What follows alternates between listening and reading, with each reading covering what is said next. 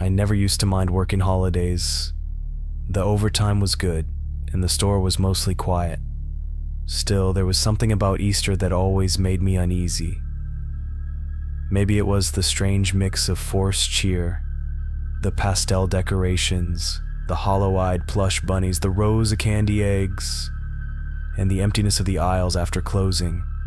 Maybe it was just that the world outside felt too quiet, like something was holding its breath. This year I was covering the overnight shift at Greenway Mart, a 24-hour grocery store on the edge of town. The manager, Mr. Larkin, handed me the keys and a clipboard as he clocked out. "Lock the doors after 10, he said. "We've had some weirdos lately. Someone keeps messing with the Easter displays. Probably just kids, but you never know."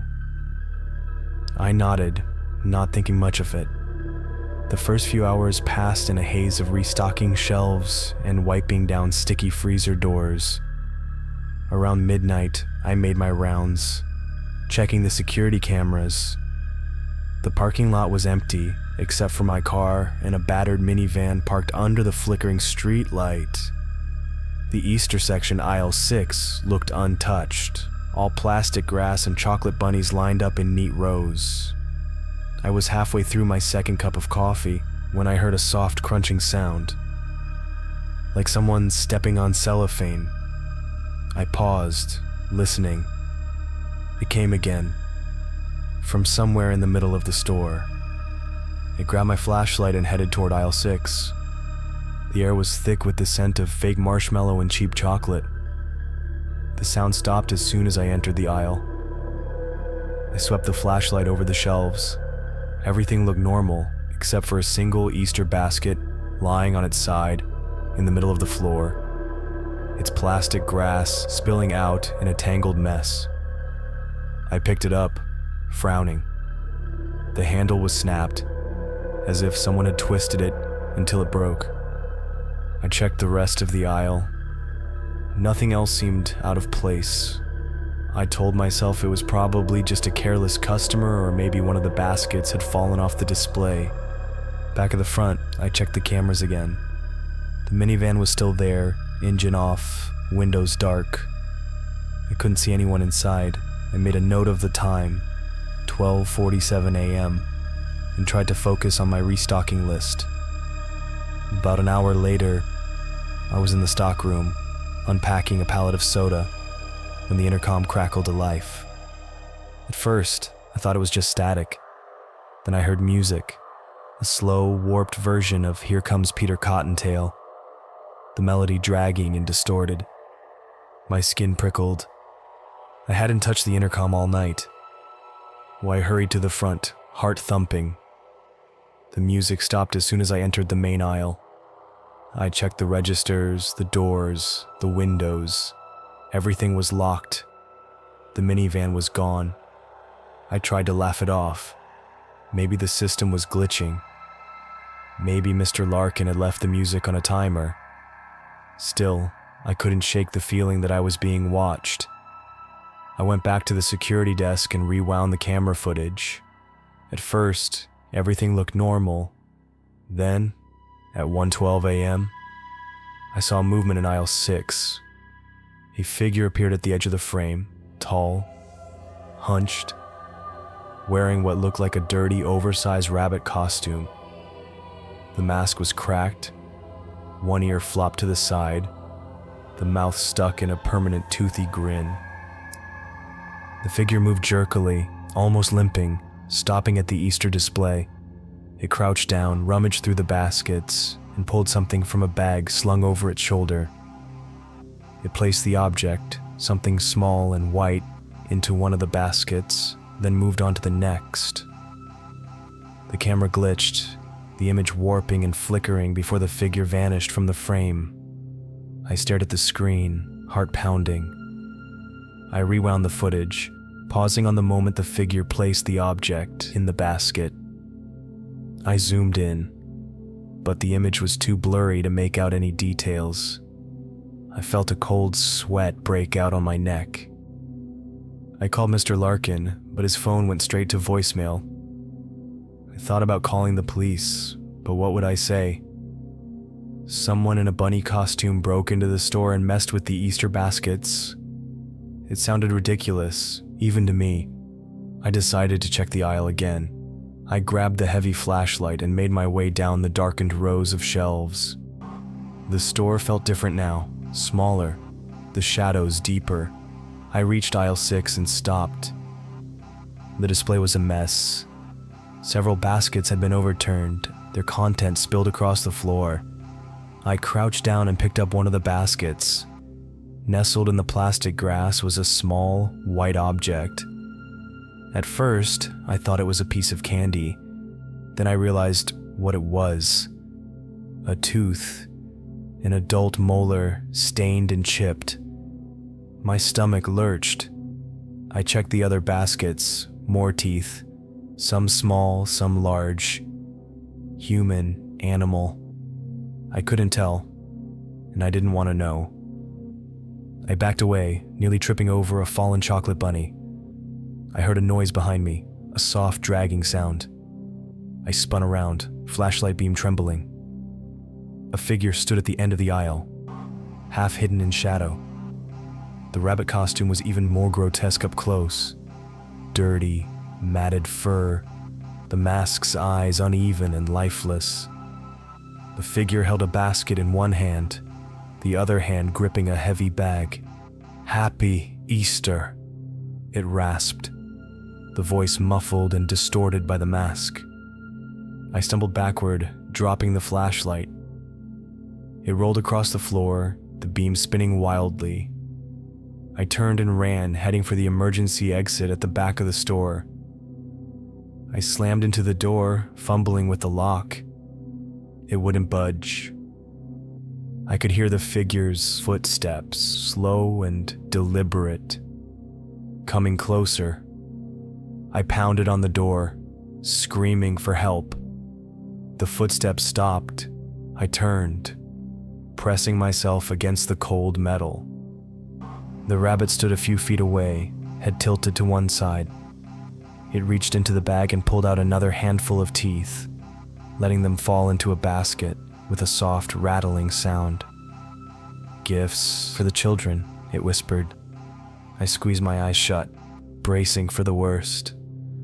But then I heard the front door slam open, voices shouting. The rabbit turned and bolted, disappearing into the maze of aisles. I didn't move until the police found me, curled up by the emergency exit, shaking and covered in cold sweat. They searched the store, but the figure was gone. All they found were the baskets, each one filled with teeth. The security footage was too distorted to make out a face, and the police chalked it up to a sick prank. But I knew better. I'd seen the way the figure moved, the way it watched me through the mask. I quit the next day, left town a week later. Every Easter, I still see baskets in store windows, filled with pastel eggs and smiling bunnies. I look closer, just to be sure. And sometimes late at night, I dream of that aisle, the crunch of plastic grass underfoot and the sound of teeth rattling in a basket. I don't remember much about my childhood Easter mornings, just the usual stuff. Waking up early, hunting for eggs in the backyard, the smell of fresh pancakes, and Mom's endless reminders to wear my Sunday best. But there's one Easter I can never forget. It wasn't the candy or the family photos or the church service. It was the Easter bunny. Not the friendly, fluffy kind you see in malls or on TV. No, this was something else. Something that still makes my skin crawl every time I think about it. It happened when I was about 8 years old. My family had gone to Miller's Farm for their annual Easter festival. It was a big event in our town. Hay rides, petting zoos, egg hunts, and of course the Easter bunny. Every kid got to sit on his lap and tell him what they wanted for Easter. I was excited, clutching my little woven basket, ready to find as many eggs as I could. The farm was bustling with families, laughter, and the smell of cotton candy and popcorn. The sun was shining, and everything felt perfect. But then I saw him. The Easter Bunny. He wasn't in the usual spot near the petting zoo or the hay bale stage. Instead, he was standing alone near the edge of the woods, just beyond the rows of colorful tents. His costume was old and dirty, gray fur matted and stained, patches missing here and there. The mask was cracked, the eyes uneven and dull, like someone had painted them on with cheap acrylic. The mouth was fixed in a crooked, unnatural grin. I remember feeling a chill, even though it was warm outside. I told my mom I wanted to see the bunny, but she was busy chatting with some friends and didn't seem to hear me. So I wandered closer on my own. As I approached, the bunny turned slowly to face me. The head tilted slightly, like it was studying me. I felt my heart start to race. "Hello, little one," the bunny said in a voice that was muffled but oddly human. "Looking for eggs?" I nodded, unable to speak. "Come closer," he beckoned with a gloved hand. I hesitated but took a step forward. The bunny's other hand reached into a basket slung over his shoulder. He pulled out a single egg, bright pink, speckled with gold paint. "Here," he said, holding it out. I reached for it, but then I noticed something strange. The egg was warm. Too warm. And it felt soft. I looked up at the bunny's face, and the mask shifted just slightly, revealing a flash of pale skin underneath. Suddenly I heard a rustling behind me. I spun around, but there was nothing, just the trees swaying in the breeze. When I looked back, the bunny was gone. I ran back to my mom, clutching the egg tightly. I told her what happened, but she just smiled and said, "It's just a costume, sweetie. Don't worry." But I couldn't shake the feeling that something was very wrong. That night I examined the egg under my bedside lamp. The paint was chipped and the shell felt rubbery. I tapped it gently and it made a hollow sound, like it was empty. I tried to open it but couldn't. It was sealed tight. Over the next few days, strange things happened. My dog refused to go near the basket. I kept hearing faint scratching noises from inside the egg, like something was moving. One morning, I woke up to find the egg cracked open on my dresser. Inside was a small, twisted piece of metal shaped like a tooth. I never told anyone. Years later, I learned that Miller's farm had a history. Decades ago, a man who worked as the Easter Bunny had been fired after accusations of kidnapping and assault. He disappeared without a trace, but locals whispered that he still haunted the woods near the farm. I don't know if the bunny I saw was him or something else, but I never went back to Miller's farm after that Easter. Every spring, when I see Easter decorations or hear the song "Here Comes Peter Cottontail," I remember that cracked mask, the warm egg, and the tooth inside. Sometimes I wonder if the bunny is still out there, waiting for the next child to come too close. When I was 12, our elementary school held an annual Easter festival every spring. It was a big deal. Egg hunts, face painting, sack races, and a visit from the Easter Bunny. Parents and teachers worked hard to make it fun and safe. Or so we thought. That year, the festival was on a bright Saturday morning. The schoolyard was packed with kids running around, laughter filling the air. Colorful balloons and pastel banners fluttered in the breeze. The smell of popcorn and cotton candy mixed with freshly cut grass.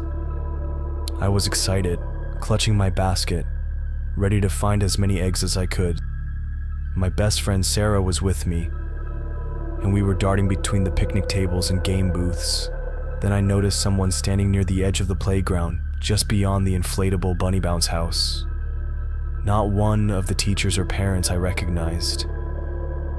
He was tall and thin, wearing a cheap Easter Bunny costume that looked like it had been bought from a discount store. The fur was patchy and dirty, and the mask's eyes were uneven, giving him a lopsided, unsettling look. He wasn't waving or smiling like the other bunnies. He just stood there, watching.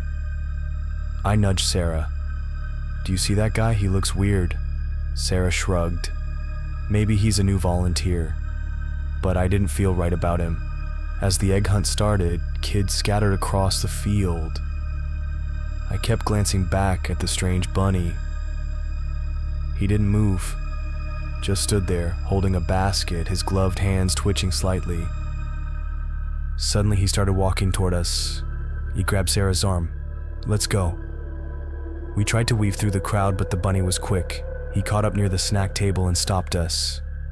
"Hello, little ones," he said, voice muffled but strangely low. "Looking for eggs?" Sarah smiled nervously. "Yeah, lots of them." He nodded slowly, then reached into his basket and pulled out a small wrapped candy. "Here, for you." I hesitated, but Sarah took it. The candy was oddly heavy and warm in her hands. Before I could say anything, the bunny leaned closer and whispered, "Be careful who you trust today." Then he turned and disappeared into the crowd. I looked at Sarah. She was quiet, staring at the candy. Later, when I got home, I asked my mom to open the candy for me. It was wrapped in shiny pink foil, but inside was a small, folded note. It read, "Watch the teacher with the red scarf." I was confused. Why would the Easter Bunny warn me about a teacher? The next day at school, I noticed Mrs. Harper, the art teacher, wearing a bright red scarf. She seemed nice, always smiling, but something about her eyes made me uneasy. During recess, I saw her talking to a group of kids near the playground. One of them was Sarah. She looked upset, clutching her basket tightly. I wanted to warn her, but before I could move, Mrs. Harper's smile twisted into something cold and sharp. She leaned close to Sarah and whispered something I couldn't hear. Suddenly, Sarah's face went pale. She dropped her basket and ran away, tears streaming down her cheeks. I chased after her, but she wouldn't say what happened. That afternoon, I told my parents everything. The strange bunny, the candy, the note, and what I saw with Mrs. Harper. They didn't believe me at first. "You're imagining things," my dad said. But the next day, the school principal called a meeting with the parents. Mrs. Harper had been placed on leave pending an investigation. Apparently, several kids had reported feeling uncomfortable around her. Some had even found strange notes in their belongings. No one knew who was behind the notes or the creepy Easter bunny at the festival. I never saw the bunny again, but until this day I still wonder what Mrs. Harper whispered to Sarah